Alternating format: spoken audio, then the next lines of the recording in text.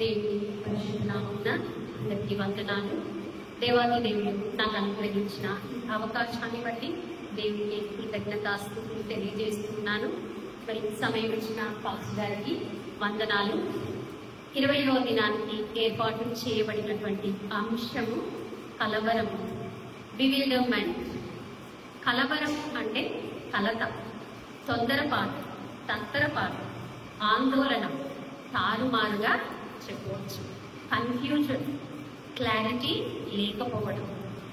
మరి ఈ కలవరాన్ని గురించి పరిశుద్ధ గ్రంథమైన బైబిల్లో అనేక పర్యాయాల్లో మనము గమనిస్తూ ఉంటాం.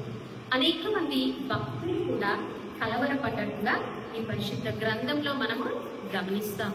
యోబు కలవరపడ్డాడు, యెషయా ప్రవక్త కలవరపడ్డాడు, దానియేలు కలవరపడ్డాడు, దావీదు గారు కలవరపడ్డారు. మరి యేసయ్య శిష్యులు కూడా కలవరపడ్డారు. యేసయ్య శిష్యులే కాదు, యేసుక్రీస్తుల వారు కూడా కలవరపడ్డారని పరిశుద్ధ గ్రంథం మనకు తెలియచేస్తుంది. అనేక మంది భక్తులు కలవరపడటానికి కారణమేంటి? కలవరము మన జీవితాలలో భయాందోళన పరిస్థితులు కలిగినప్పుడు, అనుకోని సంఘటన అకస్మాత్తుగా జరిగినప్పుడు, రెండవ రాకడకు సూచనలు కలిగినప్పుడు, యేసు ప్రభు వారి యొక్క బోధ సరి అయిన రీతిలో బోధింపబడినప్పుడు మరి ఈ భక్తులందరూ కలవరపడ్డట్టుగా మనము గమనిస్తాం. అయితే ఈ కలవరము అనే అంశాన్ని గురించి మనము 2 భాగాలుగా ధ్యానం చేసుకుంటాం. మొదటి భాగము మనుష్యుడి కలవరం, రెండవ భాగంగా మనుష్య కుమారుని కలవరం. ఈ మనుష్యుడి కలవరం అనే ఈ మొదటి భాగంలో మరి ఏ మనుష్యుడు కలవరపడ్డాడు అని మనం ఆలోచిస్తే, సినాప్టిక్ గాస్పల్స్ అయిన 3 గాస్పల్స్ లో కూడా ఆ యొక్క మనుష్యుని పేరు వ్రాయబడి లేదు. కేవలం యోహాను గారు మాత్రమే ఆయన పేరు రాసి. ఆ మనుష్యుడు ఎవరో కాదు, పేతురు గారు కలవరపడ్డారు. పేతురు యేసు ప్రభు వారి 12 మంది శిష్యులలో ప్రముఖుడుగా ఉంటున్నాడు. ఆయన అందరికంటే పెద్దవాడుగా ఉంటున్నాడు. ఈ పేతురు యొక్క స్వభావము ఎలాంటిది అంటే, ప్రతి దానికి కూడా ఆయన తొందరపాటు, ప్రతి దానికి దురుకుతనం. ఆయనలో ఎప్పుడూ తన స్వభావాన్ని మార్చుకునేటువంటి చపల చిత్తత్వాన్ని మనము గమనిస్తూ ఉంటాం. మత్తయి సువార్త 16వ అధ్యాయము 16వ వచనంలో చూస్తే, యేసు ప్రభుల వారు 12 మంది శిష్యులను ప్రశ్నిస్తాడు. నేను ఎవరని మీరు అనుకుంటున్నారని ప్రభువు అడిగినప్పుడు ఈ పేతురు గారు నీవు దేవుని కుమారుడమైన క్రీస్తువని తెలియచేస్తాడు. అప్పుడు యేసు ప్రభుల వారు, సీమోను నీవు ధన్యుడవంటూ సంఘాన్ని కట్టమని పాదాలకు కాళ్ళకు చెవులు ఆయనకు ఇస్తాడు. అదే అధ్యాయము 23వ వచనానికి వచ్చేసరికి మరి యేసు ప్రభుల వారు శిలువ మరణం గురించి మాట్లాడుతున్న సందర్భంలో ఆ పేతురు గారు యేసు ప్రభు చేయి పట్టుకొని ఇది నీకు దూరమగునుగాక అంటాడు. వెంటనే యేసు ప్రభుల వారు సాతానా నా వెనుకకు పొమ్ము అని సెలవిస్తారు. అప్పుడే ధన్యుడని మరి వెంటనే సాతాను అని పిలిపించుకుంటున్నాడు పేతురు గారు. వెంటనే తన స్వభావాన్ని మార్చుకుంటూ ఉన్నాడు.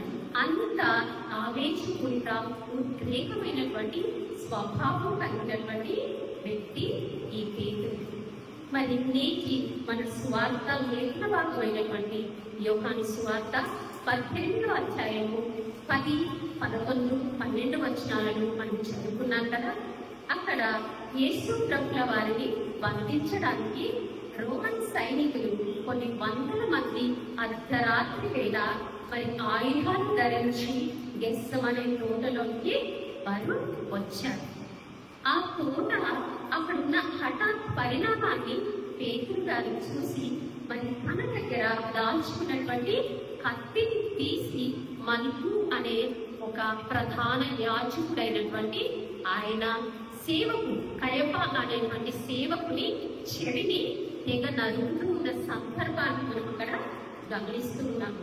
పేతురు గారు తన జీవితంలో ఇలా ప్రవర్తించడం ఇది మొదటిసారి కాదు. ఇలా దాదాపుగా 13 సార్లు ఆయన యొక్క స్వభావాన్ని ప్రదర్శించినట్టుగా మనం గమనిస్తాము. ఇలా ప్రతిసారి కూడా తన స్వభావాన్ని ప్రదర్శిస్తూ ఉన్నప్పటికీ కూడా ప్రేమ కలిగిన దేవుడు క్షమిస్తూ ఉన్నాడు. ఆయన అన్ని కలవరి సమయంలో కర్కశంగా ప్రవర్తించి ప్రధాన యాజకుడైనటువంటి ఆ కయపా సేవకుని చెవిని దిగనరుతూ ఉన్నాడు. ఈ యొక్క మనుకు అంటే మెలేకు రాజు అని అర్థం. ఇతడు రోమన్ సైనికుడు కాదు. ఇతడు ఆయుధాలు ధరించి లేడు. అరవీల దాసుడైనటువంటి వ్యక్తి. ఆ రోమన్ సైనికులతో పాటుగా అతడు అక్కడికి వచ్చి ఉన్నాడు. మరి ఆయుధాలు ధరించినటువంటి వ్యక్తి మీద పేతురు గారు తన ధైర్యాన్ని, తన సాహసాన్ని ప్రదర్శిస్తూ ఉన్నాడు. యేసు ప్రభువును కాపాడుకోవాలి తన సొంత ఆలోచనతో అని ఈయన ఉన్నట్టుగా మనము గమనిస్తాము. నిజానికి పేతురు అక్కడ ప్రభు మనం చదివినప్పుడు సీమోను పేతురు అని పిలవబడింది. సీమోను అంటే అర్థము వినికిడి అని అర్థం. పేతురు అంటే రాయి అని అర్థం. ఈ వినికిడి అనేది శరీరపరమైనటువంటి పేరుగా ఉంటుంది. మరి ఈ రాయి అనేది ఆత్మీయమైనటువంటి పేరు. ఇక్కడ సీమోను గారు మరి ఆ వినికిడి అనేటువంటి శరీర స్వభావాన్ని ప్రదర్శిస్తున్నటువంటి సందర్భాన్ని మనం ఇక్కడ గమనిస్తాము. యేసు ప్రభుల వారు సీమోను పేతురును ఆంధ్రేయులు పిలవడానికి వెళ్ళినప్పుడు వారు ఏం చేస్తూ ఉంటారు? చేపలను పడుతూ ఉంటారు. వారు చాలా బెస్తవారు. వారు చేపలు పట్టడంలో ఎంతో నైపుణ్యం కలిగినటువంటి వ్యక్తులు. మరి ఇలా చేపలను అంటే బ్రతికి ఉన్నటువంటి చేపలను పట్టి చంపిన వృత్తి వారిది. యేసు ప్రభువు వారిని పిలిచినప్పుడు ఏమని పిలుస్తాడు? మిమ్మల్ని మనుష్యులను పట్టు జాలరులుగా చేస్తానని పిలుస్తాడు.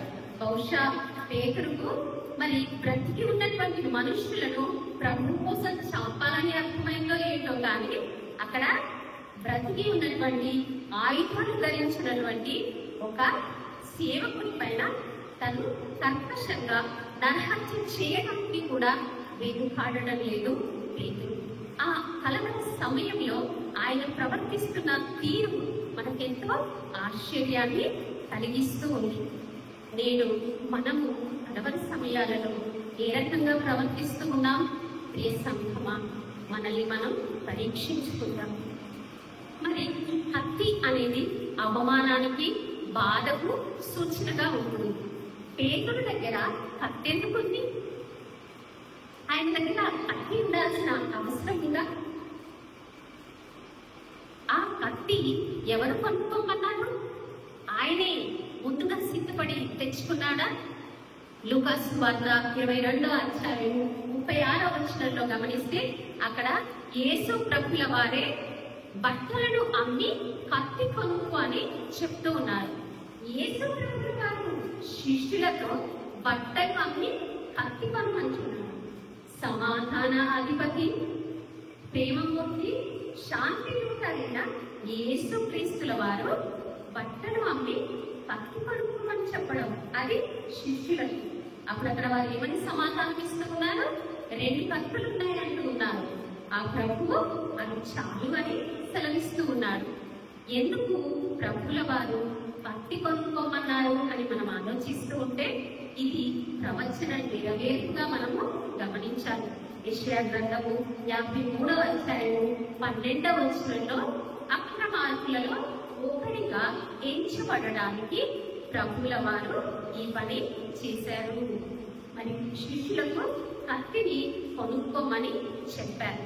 అంతేకాని ఉపయోగించమని ప్రభుల వారు చెప్పలేదు. ఈ కత్తిని వారు ఉపయోగిస్తూ ఉన్నారు. నిజానికి వారి ఆత్మ రక్షణకు ఈ 2 కత్తులు సరిపోతాయా? వచ్చిన 100 మంది రోమన్ సైనికులను హతమార్చడానికి ఈ 2 కత్తులు సరిపోతాయా? సరిపోవు, కానీ ఆయన అక్రమార్కులలో ఒకరిగా చేర్చబడడానికి మాత్రం ఈ 2 కత్తులు సరిపోతాయి. ఈ యేసు క్రీస్తు చట్ట విరుద్ధమైన వ్యక్తి అని తెలియచేయడానికి ఈ 2 కత్తులు సరిపోతాయి. ప్రవచనం నెరవేర్చడానికి యేసుక్రీస్తు ప్రభుల వారు కత్తి కొనుక్కోమని చెప్పారు. కొనుక్కోమన్నాడు, కానీ ఉపయోగించలేదు. ఉపయోగించినప్పుడు ఏమని చెప్తున్నాడు? పేతురు, ఆ కత్తి నీ త్వరలో పెట్టుకో. కత్తిని ఆశ్రయించేవారు కత్తితోనే నశించిపోతారు అని దేవుడు సెలవిస్తున్నాడు. నిజమే, ఆ కలవర సమయంలో కూడా యేసు ప్రభుల వారు శిష్యులను క్రమశిక్షణలో పెడుతూ ఉన్నాడు. డిసిప్లిన్ లేనిది డిసైపుల్షిప్ లేదు. కాబట్టి డిసిప్లిన్ ప్రభు వారు నేర్పిస్తూ ఉన్నారు. యేసు ప్రభుకి మోరల్ వాల్యూస్ అంటే ఎంతో ఇష్టం. ఆయన పాటించి తన బిడ్డలైన వారందరూ కూడా పాటించాలని ఆయన ఆ రకంగా మరి గద్దించినట్టుగా మనము గమనించవచ్చు. నిజానికి యేసు ప్రభుల వారు అక్కడ వచ్చిన సైనికులను హతమార్చాలి అంటే మనకి ఏమని సెలవిస్తూ ఉన్నాడు? నేను అడిగితే నా తండ్రి 12 సేనా వ్యూహముల కంటే అధిక సైన్యాన్ని, దూతల సైన్యాన్ని నా కోసం పంపిస్తాడు అని దేవుడు సెలవిస్తూ ఉన్నాడు. ఒక్క సేనా వ్యూహం అంటే 6,000 మంది, 12 సేనా వ్యూహాలంటే 72,000 మంది. ఒక్క దూత 1,25,000 మందిని సంహరించగలరు. మరి అక్కడ ఉన్నది కేవలం 100 మంది మాత్రమే. ఆ రకంగా ప్రభు తన తండ్రిని అడిగితే లేఖనాలు నెరవేర్చబడవు కదా. లేఖనాలు నెరవేర్చబడడానికి మాత్రమే ప్రభు ఆ రీతిగా తన తండ్రిని అడగలేదు. కానీ పేతురు ప్రభుల వారిని రక్షించుకోవాలన్న ఉద్దేశంతో తన ధైర్య సాహసాలను ప్రభువుల ముందు, మరి వచ్చిన సైనికుల ముందు ప్రదర్శించడానికి ఇష్టపడ్డాడు. తన స్వచిత్తాన్ని నెరవేర్చుకుంటూ ఉన్నాడు. మరి ఈ పిరికివాడైనటువంటి ఈ పేతురు గారు ఇక్కడ ధైర్య సాహసాలను ప్రదర్శిస్తున్న సందర్భాన్ని మనము గమనిస్తూ ఉన్నాము. నిజంగా మానవ జీవితంలో కలవరం కలిగినప్పుడు, స్వచిత్తం నెరవేర్చుకోవాల్సి వచ్చినప్పుడు ఎంత కర్కశంగా కలవర సమయాలలో ప్రవర్తించడం మానవుని యొక్క నైజంగా మనము గమనించవచ్చు. ఇది మొదటి భాగం.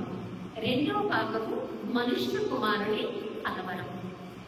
యోహాను సువార్త 12వ అధ్యాయము 27వ వచనాన్ని మనము చదువుకున్నట్లయితే, ఇప్పుడు నా ప్రాణము కలవరపడుచున్నది, నేనేమందును, తండ్రి ఈ గడియ తటస్థింపకుండా నన్ను తప్పించు, అయినను ఇందుకోసమే నేను ఈ గడియకు వచ్చింది. తండ్రి నీ నామము మహిమపరచును చెప్పెను. ఇక్కడ యేసు ప్రభుల వారు ఏమని పలుకుతూ ఉన్నాడు? నా ప్రాణము కలవరపడుతూ ఉందంటున్నాడు. మనుష్య కుమారుడు, దేవాది దేవుడు, ఆయన ప్రాణము కలవరపడడం ఏంటి? పేతురు హృదయంలో కలవరం ఉందంటే దానికి ఒక అర్థం ఉంది. మనుష్య కుమారుడు కూడా కలవరపడుతున్నాడు ఇక్కడ. నిజానికి ఆయన అలా కలవరం పడడానికి ఆయన నీలాగా నాలాగా 100% నరుడిగా ఈ లోకంలో జన్మించాడు. ఆయన మనకు ప్రధాన యాజకుడై ఉన్నాడు.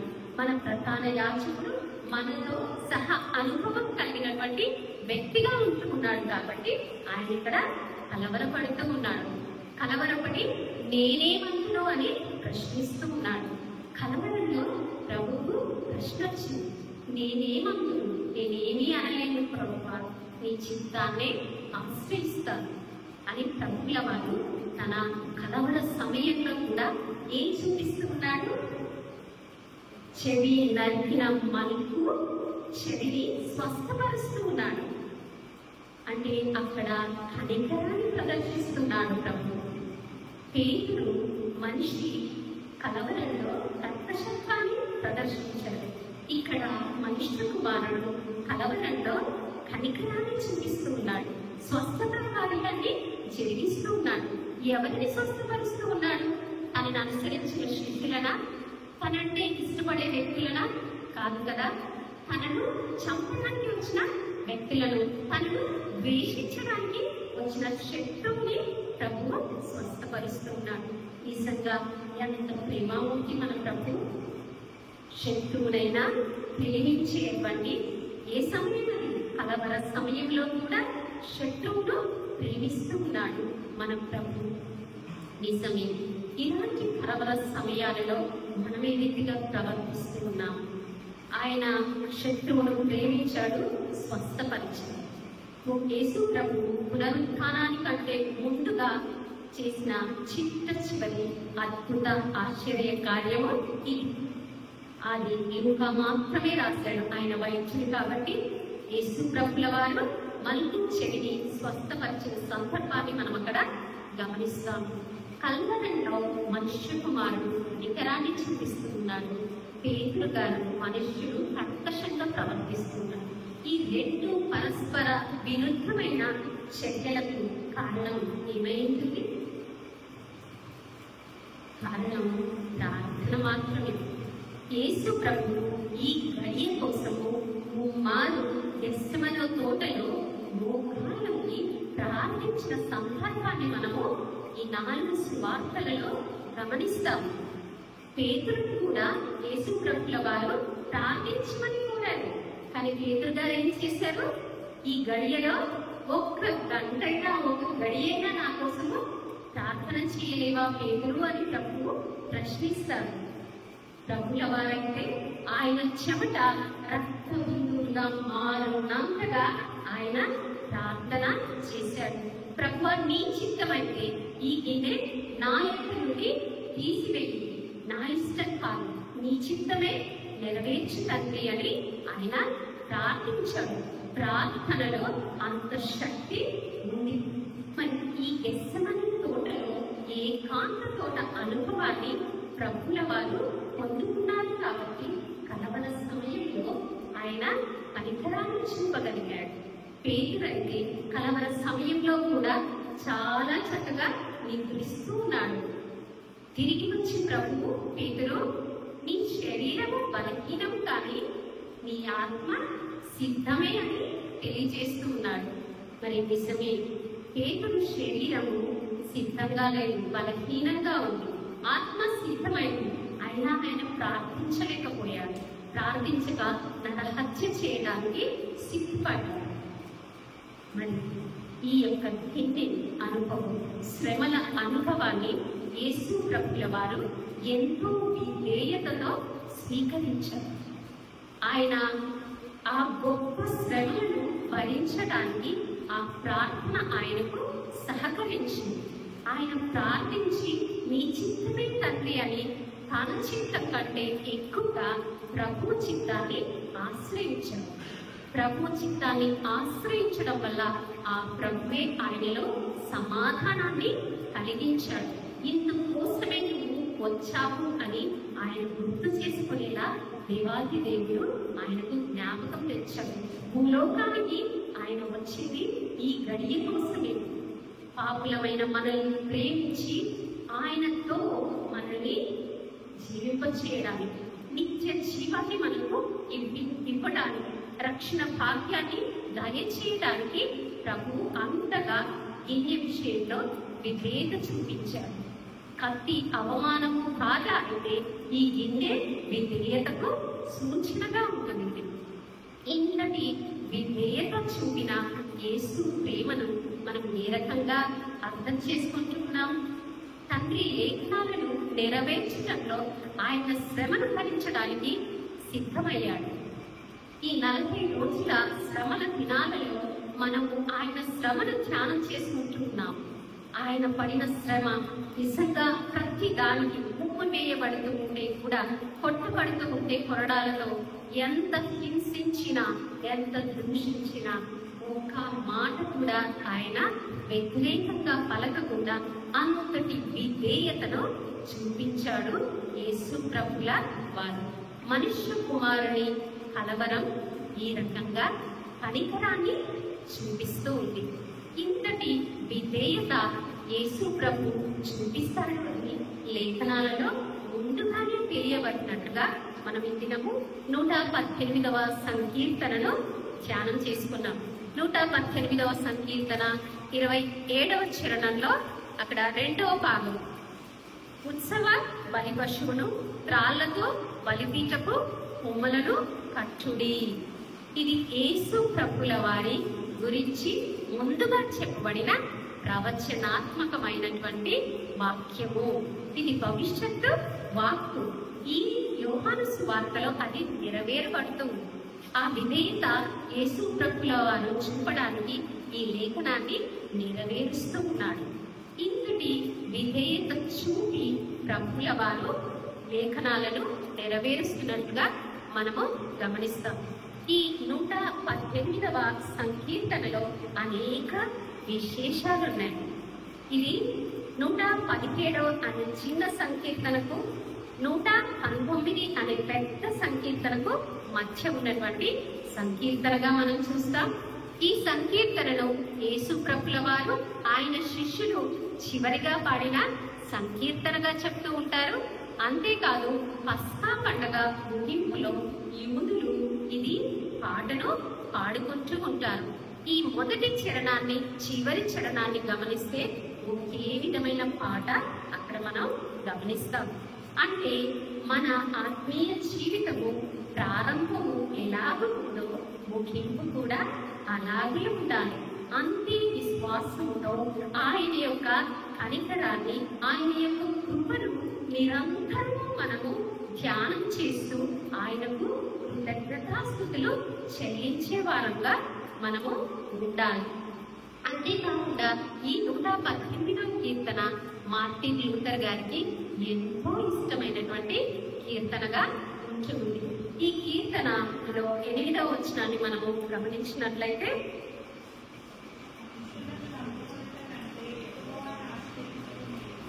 ఈ యొక్క చరణము బైబిల్ అంతటిలో మిడిల్ వర్స్ గా ఉంటుంది. మధ్య వచనం, మనుషులను నమ్ముకొనుట కంటే యెహోవాను ఆశ్రయించుట మేలు. నిజమే, మనుషులను కాదు, యెహోవానే నమ్ముకోవాలి. ఇంతటి విశేషమైనటువంటి సంకీర్తనలో ఈ కేవలము విధేయత అన్న ప్రవచనమే కాదు, కానీ యేసు క్రీస్తుల వారు ప్రవేశం చేసిన ప్రవచనం మనం ఇందులో చూస్తూ ఉన్నాము. అంతేకాదు అక్కడ ఉన్నటువంటి వారందరూ కూడా యేసు ప్రభువును విసర్జిస్తారు, నిషేధిస్తారన్నటువంటి భవిష్యత్తు వాక్కులను కూడా ఈ సంకీర్తనలో మనము గమనిస్తాం. 22వ వచనాన్ని గమనించినట్లయితే, ఇల్లు కట్టువారు నిషేధించిన రాయి మూలకు తన రాయి ఆయన. వారందరూ కూడా యేసు ప్రభుని నిషేధించారు, విసర్జించారు. అయినా ఆయనే మూలకు తన రాయి అని ఎఫెసీ పత్రికలో మనం గమనిస్తాం కదా. ఆ మూలరాయి ఎవరో కాదు, క్రీస్తే.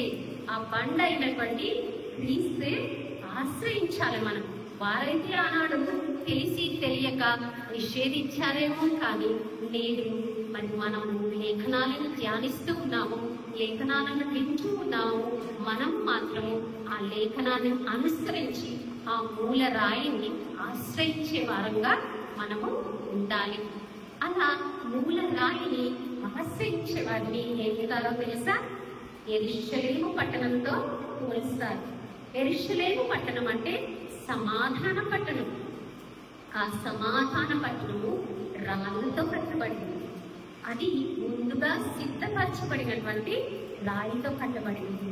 అక్కడ రాయి అంటే విశ్వాసానికి ఉంటుంది. విశ్వాసం, నిజంగా విశ్వాసం లేకుండా మనము జీవించలేము. ఆ విశ్వాసానికి, సమాధానానికి దేవుడు ఇక్కడ సంబంధాన్ని చూపిస్తూ ఉన్నాడు. ఎవరైతే ఈ బండ, ఈ మూలరాయి అయిన క్రీస్తును ఆశ్రయిస్తారో వారు సమాధాన పట్టణంతో పోల్చబడతారు. ఎలాంటి సందర్భాలలో? కేవలం సంతోష సమయాలలో సమాధానం కాదండి, ఇక్కడ కలవర సమయాలలో సమాధానంగా ఉండటానికి దేవాది దేవుడు మనకు సహాయం చేస్తారు. మూలరాయిని ఆశ్రయించే వారిని స్టోన్ బ్యాచ్ అంటాం మనం. ఎందుకంటే రాయిని ఆశ్రయిస్తూ ఉన్నారు కదా, విశ్వాసాన్ని ఆశ్రయిస్తూ ఉన్నారు, క్రీస్తును ఆశ్రయిస్తూ ఉన్నారు. కాబట్టి వీరు స్టోన్ బ్యాచ్. మరి స్టోన్ బ్యాచ్ కాకుండా ఎల్లప్పుడూ కలవరంతో, చింతతో, కలతతో, బాధతో కర్కశంగా ప్రవర్తించేటువంటి వారిని మనం ఏమని పిలుస్తాం? ఇటుకల బ్యాచ్. ఎందుకంటే వారు ఎల్లప్పుడూ కూడా కలవరంలోనే ఉంటారు. కలవరపట్టడం ఏమిటి? ఆదికాండము 11వ అధ్యాయంలో మనం గమనిస్తాం కదా, అది బాబేలు. బాబేలు అంటే తారుమారు, కలవరం. అక్కడ వాళ్ళు రాయికి ప్రతిగా ఇటుకలు చేసుకుందామంటున్నారు. లెట్ us make bricks అని ఒకరికొకరు చెప్పుకుంటున్నారు. బ్రిక్స్ అంటే ఏంటి? వారు సొంతంగా తయారు చేసుకుంటున్నారు. రాయిని మొదటి వేసి, విశ్వాసాన్ని వదిలివేసి వాళ్ళు సొంత పనిని చేయడానికి వాళ్ళు ఇష్టపడుతూ ఉన్నారు. సొంత చిత్తాలను నెరవేర్చుకోవడానికి ఇష్టపడే బ్యాచ్ కాబట్టి ఇది బ్రిక్స్ బ్యాచ్. మరి నేటి దినము మనము ఈ ఇటుకల గుంపులో ఉన్నామా, రాయి గుంపులో ఉన్నామా? ఈ కలవర సమయాలలో, ఈ యొక్క అంత్య దినాలలో మనము ఇక్కడ ఉన్నాము. ఎలా ప్రవర్తిస్తూ ఉన్నాము? నేను దేవుడు మనతో మాట్లాడుతూ మనము బ్రిక్స్ బ్యాచ్ అంటే పేతురులాగా మనము స్టోన్ బ్యాచ్లోకి మార్చబడాలి. అవునా? పేతురు మార్చబడ్డాడని తన పత్రిక ద్వారా తనే తెలియచేస్తూ ఉన్నాడు. తను ఎంత కర్కశంగా ప్రవర్తించాలో అన్న విషయాన్ని తనే బయలుపరుస్తూ ఉన్నాడు తన పత్రికలో. ఒకసారి మనము 1 పేతురు 4వ అధ్యాయము 15వ వచనాన్ని చదువుకుందామా? అక్కడ ఆయన స్పష్టంగా తను చేసిన కార్యాన్ని బట్టి బాధపడుతూ ఉన్నాడు. మనందరికీ కూడా మీరు ఆ కార్యము చేయవద్దు, మీరు బాధపడకూడదని తెలియస్తూ ఉన్నాడు. 1 పేతురు 4వ అధ్యాయము 15వ వచనం.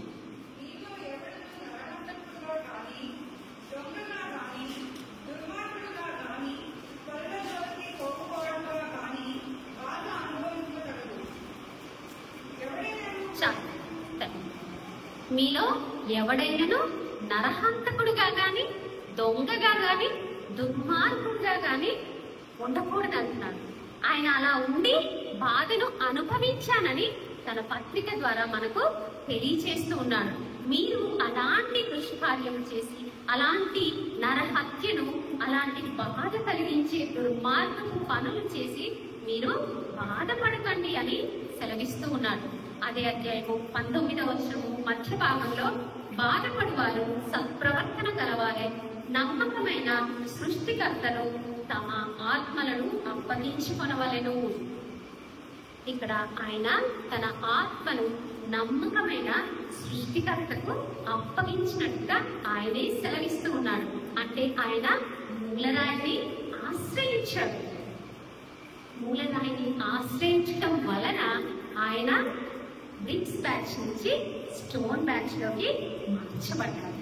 నేటి దినం పని అంటూ మనము ఎలా ప్రవర్తిస్తూ ఉన్నాము, ఏ బ్యాచ్ లో ఉన్నాము, మన గురించి మనల్ని మనం పరిశీలించుకుందాం. ఫిబ్రవరి పత్రికలో చెప్తాడు కదా, ఏదైనా చేదైన వేరు మీలో మొలచి మిమ్మల్ని కలవర పెడుతుందేమో జాగ్రత్తగా పరిశీలించుకోనండి అని దేవుడు సెలవిస్తూ ఉన్నాడు.